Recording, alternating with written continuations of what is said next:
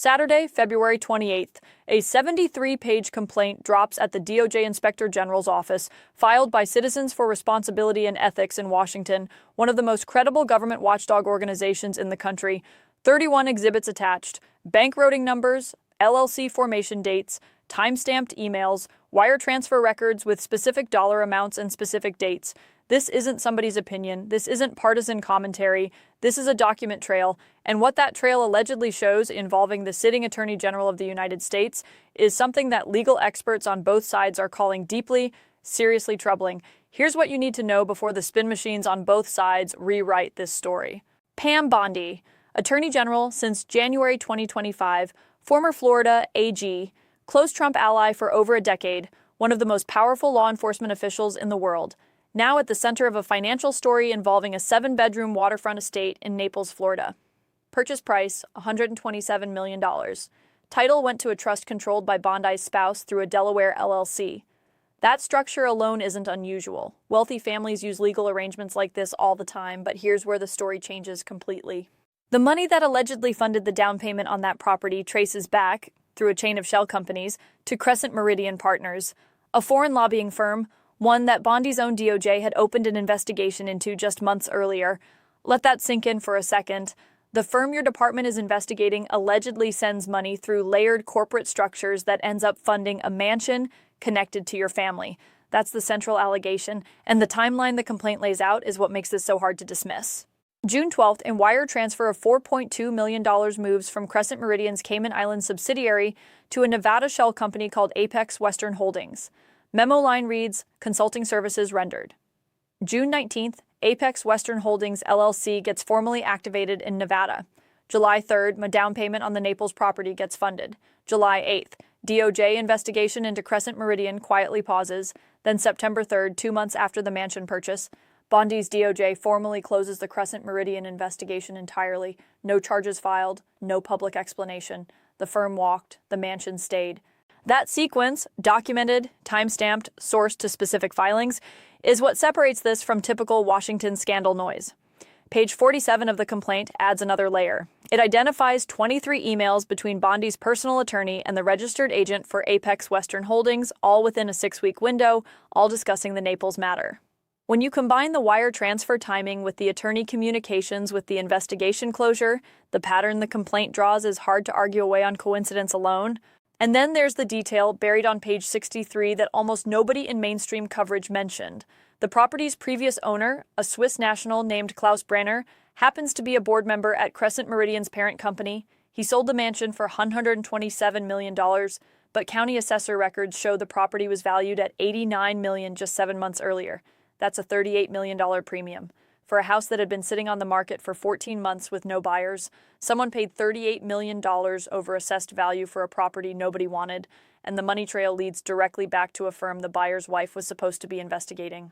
The complaint doesn't stop there. According to Nevada Secretary of State records, Apex Western Holdings lists a registered agent named Patricia Moreno. Moreno's other clients include 2 additional LLCs that received transfers from that same Cayman subsidiary. One bought a yacht, one bought a vineyard in Napa Valley. Neither purchase appeared on any federal ethics disclosure forms.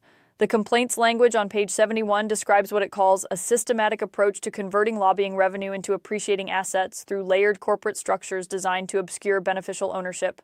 Legal language for, they built a system, a deliberate, structured system. Now look, fairness matters here. The other side has real arguments and they deserve to be taken seriously. Conservative legal groups are calling this a politically motivated attack timed for maximum damage. And some of that argument holds up. Bondi's name isn't on any of the paperwork. Her husband purchased the property through a trust. Legally, that distinction matters significantly. The lobbying firm investigation reportedly had internal evidentiary problems that preceded any property transaction, and the $38 million premium, Naples waterfront real estate prices spiked roughly 40% in that exact market window, supply constraints, wealthy buyers competing for limited inventory. The premium could reflect market conditions rather than anything improper. Mike Davis, former chief counsel for nominations on the Senate Judiciary Committee, called this complaint opposition research dressed up in legal clothing. Jonathan Turley, who criticizes both parties on ethics issues, acknowledged the complaint raises questions while noting that proving corrupt intent requires more than circumstantial timing. Senator Lindsey Graham called it recycled garbage from people who have been trying to destroy Bondi since 2016. These aren't stupid people making weak arguments. They've watched D.C. investigations generate massive headlines and then collapse when prosecutors couldn't establish intent. That pattern is real and it matters. But here's what makes this one different from the standard cycle. The response from Bondi's legal team didn't dispute the documents, it tried to seal them. Within 48 hours of the complaint going public, Bondi's personal attorney filed an emergency motion in Nevada State Court seeking to lock down all corporate records related to Apex Western Holdings. The stated reason, harassment and privacy concerns. The same morning, a separate motion appeared in Delaware Chancery Court from Crescent Meridian Partners seeking to block any congressional subpoena for their banking records. 2 courts, 2 jurisdictions. Same 48-hour window. Same law firm representing both the Bondi-connected LLC and the lobbying firm under scrutiny. When your defense strategy is making documents harder to access rather than releasing documents to disprove the allegations, experienced legal observers notice that. If the transactions were legitimate, releasing the records ends the story. Instead, the legal response created more opacity around exactly the structures the complaint accused of being designed to hide beneficial ownership. That's not proof of wrongdoing, but it's notable in a way that's difficult to explain away. Expert reaction followed a pattern worth paying attention to. Former Assistant U.S. Attorney Daniel Goldman, with 17 years prosecuting public corruption cases, described the financial pattern as mirroring classic pay-to-play schemes, layered transfers, appreciating assets, investigation interference. Professor Richard Painter, former White House ethics counsel under George W. Bush, stated that if the transfers occurred as documented, recusal from any related DOJ matter wasn't optional. It was legally required the moment Crescent Meridian had active business before the department. Even Andrew McCarthy, a frequent conservative legal commentator who generally defends expansive executive authority, called the timeline troubling and said it deserves serious scrutiny. When analysts from opposite ends of the legal and political spectrum converge on the same assessment, pay attention to that.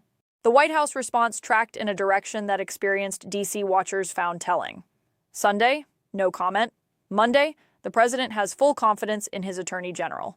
That shift within 48 hours typically signals that internal polling showed vulnerability rather than strength, and notably, no direct social media defense from Trump himself.